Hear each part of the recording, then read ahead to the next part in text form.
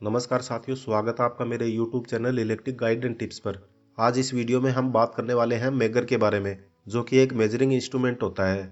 यानी कि ये एक ऐसा यंत्र है जिसकी मदद से हम इलेक्ट्रिकल में यूज होने वाली चीज़ों का इंसुलेशन रेजिस्टेंस मेजर करते हैं।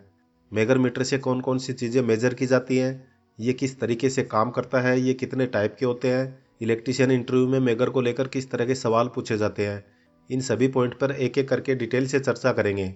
लेकिन इससे पहले आप वीडियो को लाइक और चैनल को सब्सक्राइब जरूर कीजिए।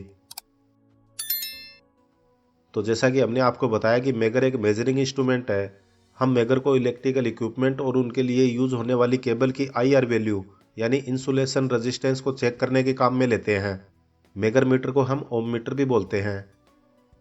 दोस्तों, रेजिस्टेंस के बारे में आपको पता ही है कि किसी भी कंडक्टर से अगर करंट फ्लो होता है तो उस करंट को फ्लो होने में कितनी रुकावट मिल रही है, यानी कंडक्टर में अपोजिशन ऑफ करंट जो है उसी को हम रेजिस्टेंस कहते हैं। किसी भी वस्तु, पदार्थ या मेटल में रेजिस्टेंस प्रॉपर्टी होती है और यह रेजिस्टेंस प्रॉपर्टी भी सभी चीज़ों की अलग अलग होती है।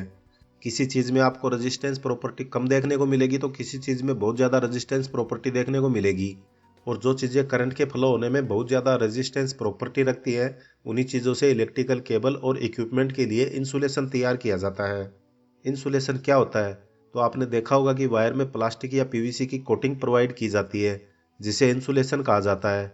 वायर पर इंसुलेशन देने का मकसद ये है कि जब आप अपने हाथों से उस वायर को पकड़ते हो तो आपको इलेक्ट्रिक शॉक ना लगे। अब इससे क्या होगा कि वायर के अंदर जो करंट फ्लो हो रहा है वो बाहर नहीं निकलेगा, क्योंकि वायर पर हमने जिस इंसुलेशन मटेरियल को यूज किया है उसके अंदर करंट को रोकने की क्षमता बहुत ज़्यादा है। उस इंसुलेशन का जो रेजिस्टेंस होता है वो बहुत हाई होता है, जिसे हम इंसुलेशन रेजिस्टेंस कहते हैं। और इस इंसुलेशन की करंट को रोकने की कैपेसिटी कितनी है, या फिर यूं कहें कि हमारी केबल पर जो इंसुलेशन किया गया है वो कितने वोल्टेज आने तक हमें इलेक्ट्रिक शॉक लगने से बचा सकता है। तो दोस्तों, ये जो इंसुलेशन है वो भी कई तरह की वोल्टेज रेटिंग के लिए डिज़ाइन किया जाता है, और उसकी वोल्टेज रेटिंग कितनी है इसी चीज़ को हम मेगर मीटर से चेक करते हैं। दोस्तों, यहाँ पर ध्यान देने वाली बात यह है कि ओम मीटर से हम किसी भी चीज़ का डायरेक्टली इंसुलेशन चेक नहीं करते हैं, बल्कि हम इससे इंसुलेशन रेजिस्टेंस को चेक करते हैं, जिसे हम इंसुलेशन टेस्ट या फिर IR टेस्ट कहते हैं। अब बात करते हैं कि हम इंसुलेशन को कौन कौन सी चीज़ों में यूज करते हैं। तो ये इंसुलेशन आपको वायर में ही नहीं, आपकी मोटर में, फैन में, वाइंडिंग में, केबल में और भी बहुत से उपकरण या फिर इलेक्ट्रिकल पैनल में प्रोटेक्शन के लिए काम में लिया जाता है।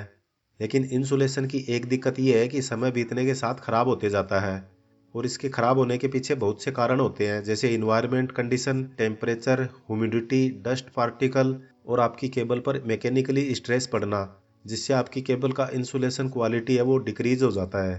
तो दोस्तों, यहाँ तक आपको समझ में आ गया होगा कि मेगर मीटर इंसुलेशन रेजिस्टेंस को मेजर करने के काम में लिया जाता है। इसलिए ये ज़रूरी है कि आप समय समय पर अपने इलेक्ट्रिकल इक्विपमेंट की क्वालिटी टेस्ट करें, यानी कि इंसुलेशन रेजिस्टेंस क्वालिटी चेक करें, ताकि आपको पता चल सके कि इंसुलेशन डैमेज तो नहीं है, आपके इक्विपमेंट में लगी केबल डैमेज तो नहीं है, या कहीं डैमेज केबल से करंट लीकेज तो नहीं हो रहा है। लीकेज करंट क्या होता है? जैसा कि आपको पता ही है कि केबल के अंदर मल्टीपल कंडक्टर होते हैं और उसके बीच में इंसुलेशन दी जाती है। अगर वह इंसुलेशन डैमेज हो जाता है तो केबल का कंडक्टर सप्लाई चालू करते ही शॉर्ट हो जाएगा। तो दोस्तों, हमारे जितने भी बड़े प्रोजेक्ट और नई इंडस्ट्री का निर्माण होता है और उनमें जितना भी इलेक्ट्रिकल इंस्टॉलेशन किया जाता है, तो उन सभी प्रोजेक्ट और इंडस्ट्री को चालू करने से पहले सभी चीज़ों का इंसुलेशन रेजिस्टेंस टेस्ट किया जाता है। फिर उस टेस्ट रिपोर्ट के आधार पर ही उस प्रोजेक्ट को ट्रायल रन की अप्रूवल मिलती है। अब बात करते हैं मेगर क्या होता है। दोस्तों, मेगर दो प्रकार के होते हैं। फर्स्ट होता है एनालॉग टाइप मेगर और सेकंड होता है digital type megger. Analogue megger को हम मैनुअल मेगर भी बोलते हैं।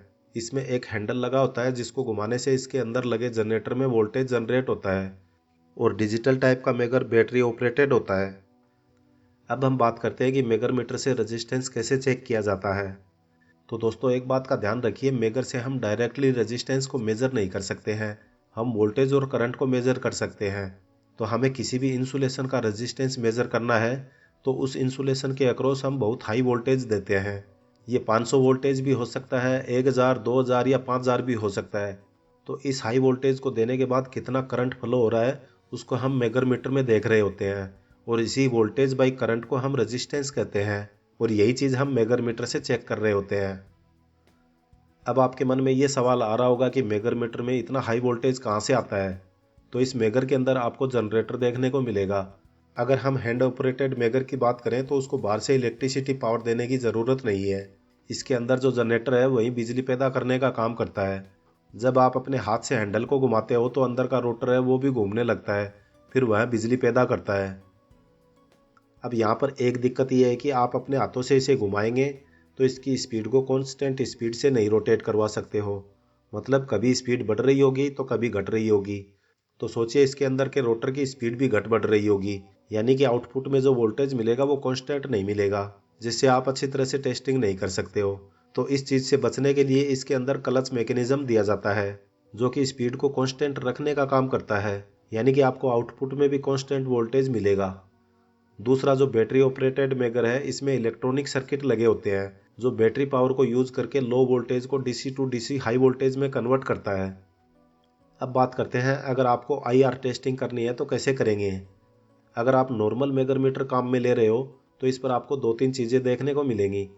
एक तो यहाँ पर 500 मेगा ओम लिखा हुआ है जो ये बताता है कि आप 0 से लेके 500 मेगा ओम तक इंसुलेशन रेजिस्टेंस को मेजर कर सकते हो। आपकी जो भी वैल्यू आएगी वो घड़ी में 0 से 500 के बीच में आएगी।